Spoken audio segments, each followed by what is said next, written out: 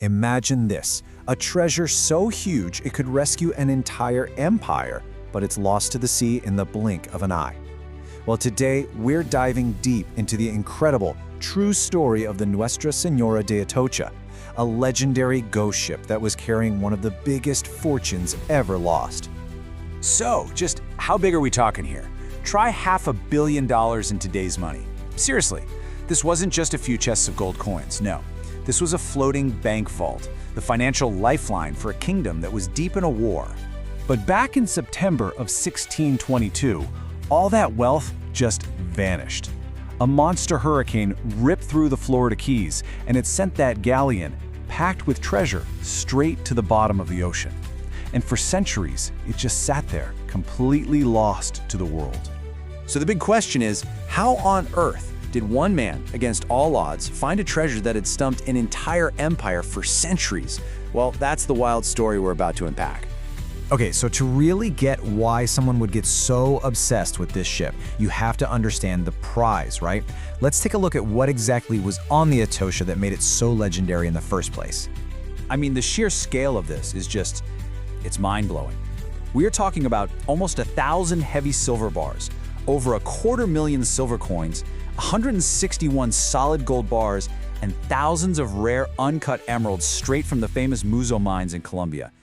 This was basically the entire haul from the New World, all crammed onto a single ship. And it all went wrong so fast. On September 4th, a whole fleet of 28 ships leaves Havana, headed for Spain. Just 2 days later, bam, a hurricane hits. And the Atocha, weighed down with all that treasure, it sinks almost instantly. 260 people went down with it. And if that wasn't bad enough, a second hurricane hit a month later and just scattered the wreckage everywhere, basically wiping it off the map for hundreds of years. You know, the Atocha probably would have stayed a legend forever if it hadn't been for one incredibly stubborn treasure hunter. So, let's meet the guy who made this completely impossible quest his entire life's mission, Mel Fisher. This right here, this was his thing, his daily mantra for 16 years. 16. Through every single failure and setback, Mel Fisher would tell his crew, "Today is the day." And it was that relentless, kind of crazy optimism that fueled one of the greatest treasure hunts in modern history. And get this, he wasn't some wealthy adventurer with money to burn, not at all. Mel Fisher was a former chicken farmer who then owned a dive shack in California. He got so consumed by the legend of the Atocha that in 1968 he literally sold everything he had, moved his entire family to Florida, and bet his whole life on finding this ghost ship. Yeah, and this was no quick find. The hunt became this grueling 16-year marathon of searching, of innovation, and of just heart-wrenching, soul-crushing frustration. For years, they found nothing. Absolutely zero. And you know why? Because they were looking in the completely wrong place. The original Spanish documents were super misleading. The big breakthrough finally came when a historian named Eugene Lyon dug deep into the Spanish archives. He found this old document describing the original Spanish search efforts, and it pointed them to the Marquesas Keys, a full 100 miles away from where they'd been looking. They had been wasting years.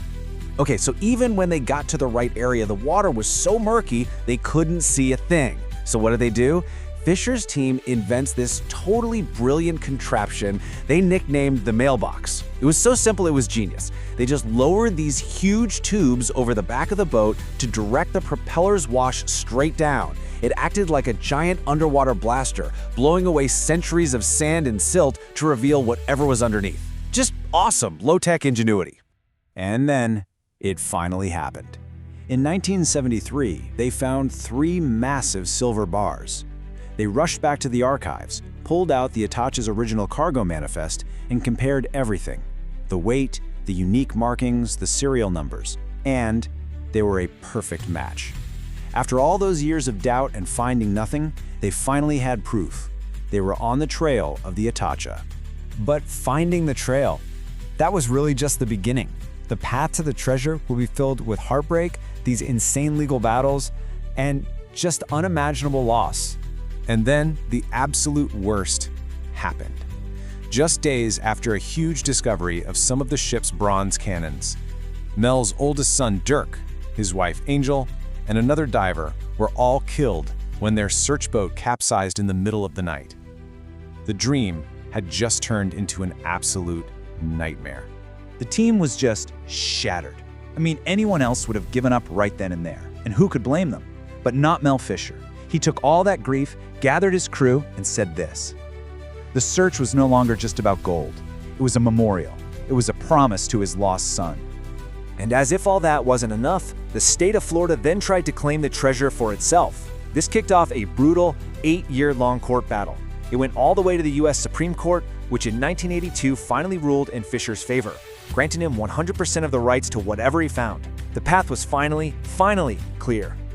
And so, with all the tragedy behind them and the law now on their side, the hunt entered its final phase.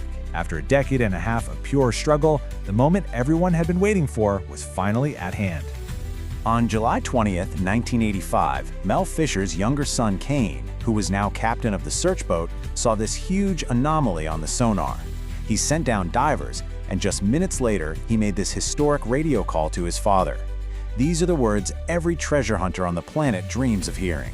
They had found it, the Motherlode. And here's the part of the story that just feels like it's from a movie. The discovery was made on the exact 10th anniversary of the day they had lost Dirk, Angel, and Rick. It was just this moment of incredible triumph, but also, deeply poignant and bittersweet. So what did the Motherlode actually look like? Well, it was staggering. Over 100,000 silver coins, more than 1,000 silver bars, all those gold bars and emeralds, and get this, they even found 43 gold chains that, if you laid them end to end, were actually longer than the Atocha itself. A treasure truly beyond imagination.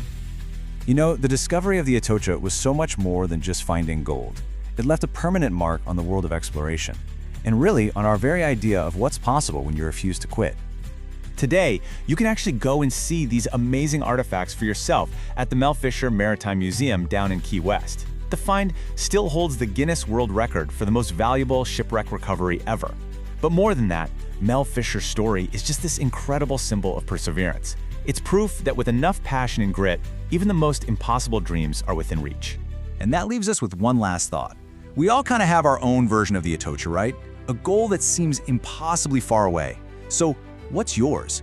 What impossible dream would you chase with that same relentless spirit for 16 years?